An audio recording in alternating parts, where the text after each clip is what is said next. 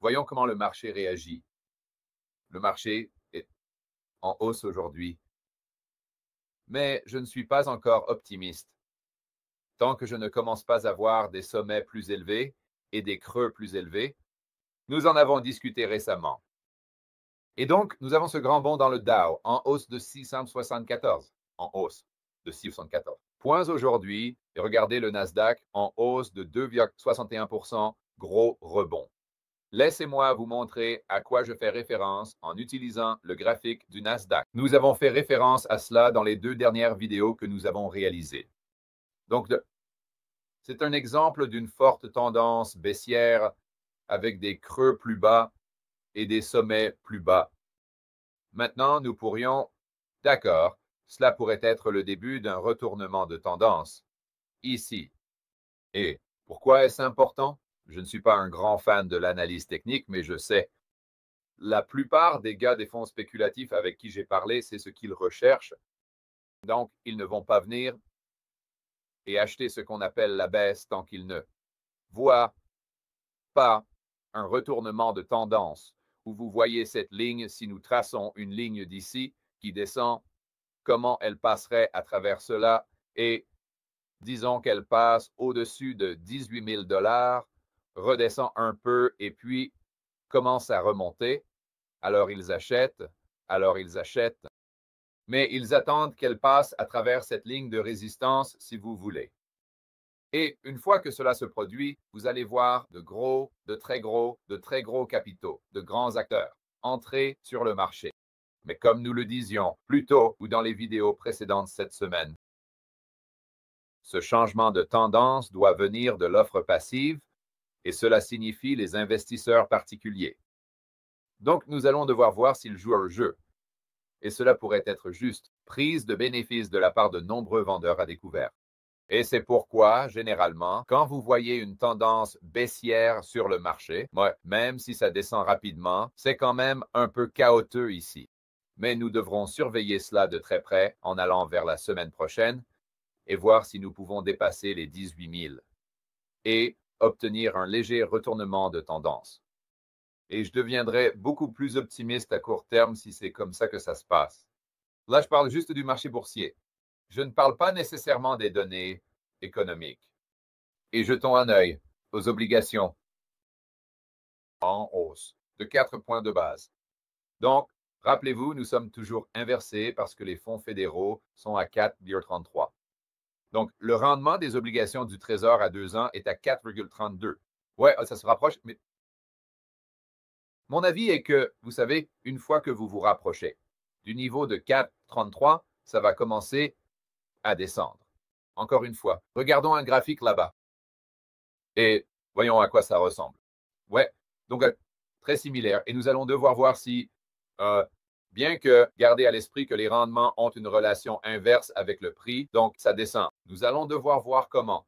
Si ça dépasse vraiment ce niveau de 4,33 et si ça le fait de manière significative, alors peut-être qu'on va avoir un autre léger mouvement à la hausse des rendements. Mais ce ne serait pas mon scénario de base. Je veux dire, quand les rendements passent de 4,8 à 4,18, c'est beaucoup d'achats.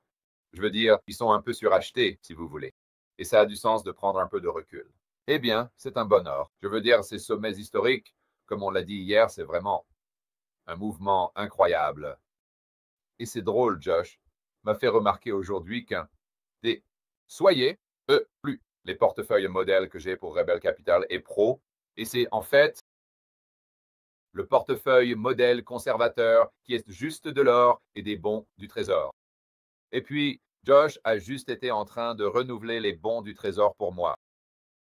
Une fois tous les 3 mois ou peu importe ce que c'est, et c'est en hausse d'environ, je ne sais pas, 10 ou 12%. Et il pensait que ce serait amusant de comparer ça au Nasdaq au cours des 12 derniers mois. Donc, en fait, maintenant que je dis ça, je suis un peu curieux. On va parler de l'or dans une seconde. Je suis sûr que le Nasdaq doit me battre sur ce portefeuille, mais ce n'est pas seulement que le Nasdaq me bat, c'est plus que ça. Risque-récompense, c'est plus le rendement ajusté au risque.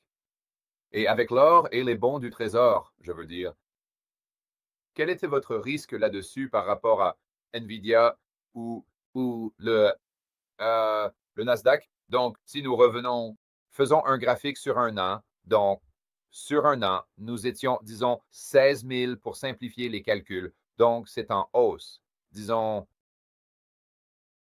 16 000. Donc, nous sommes en hausse d'environ 1700. Donc, 1700. Et je sais que vous devez probablement penser, Georges, passe à la vidéo, mais je suis en fait vraiment curieux. Juste un instant, s'il vous plaît. Donc, nous avons, voyons voir, donc, c'est en hausse de 1700 divisé par 1600.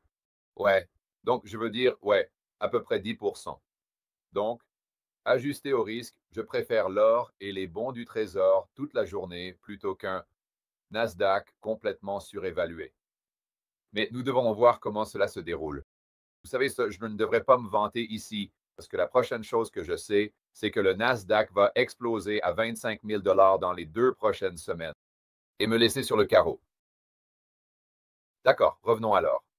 Donc, ouais, mec, on s'approche des 3 000 et le graphique sur l'argent a probablement l'air encore meilleur.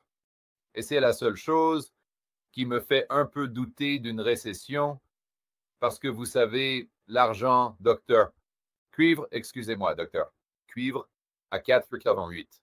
Je veux dire, si ça baissait vraiment avec l'or, alors les probabilités, pour moi, qu'on soit juste au seuil d'une récession, seraient beaucoup plus élevées. Mais vous savez, faites bien attention au docteur cuivre. Eh bien, ce n'est pas du tout ça. Donc, le graphique de l'or a en fait l'air meilleur que celui de l'argent si on compare juste les aspects techniques. Salut les gars, je voudrais inviter personnellement chacun d'entre vous à assister au Rebelle Capitaliste Live de cette année. C'est la conférence incroyable que j'organise chaque année. Cela vous aide à construire un portefeuille à toute épreuve. Cela vous aide à augmenter votre liberté personnelle et votre autonomie, et cela vous aide également à agrandir votre réseau. En d'autres termes, vous aurez l'occasion de rencontrer beaucoup de personnes partageant les mêmes idées, des camarades capitalistes rebelles. C'est à Orlando du 23 au 25 mai. Les intervenants des années précédentes ont inclus des personnes comme Robert Kiyosaki, Ron Paul, Peter Schiff, Mike Maloney, Lynn, Alden, pour n'en nommer que quelques-uns. Alors, pour obtenir vos billets le plus vite possible et pour découvrir qui parle au Rebelle Capitalist Live de cette année, vous pouvez aller jeter un œil sur rebelcapitalistlive.com. Et juste une petite information en avant-première. Si vous prenez vos billets plus tôt que plus tard, vous pouvez bénéficier d'une réduction. Parce qu'à mesure que nous nous rapprochons de l'événement, les prix des billets augmentent. Alors, n'attendez pas.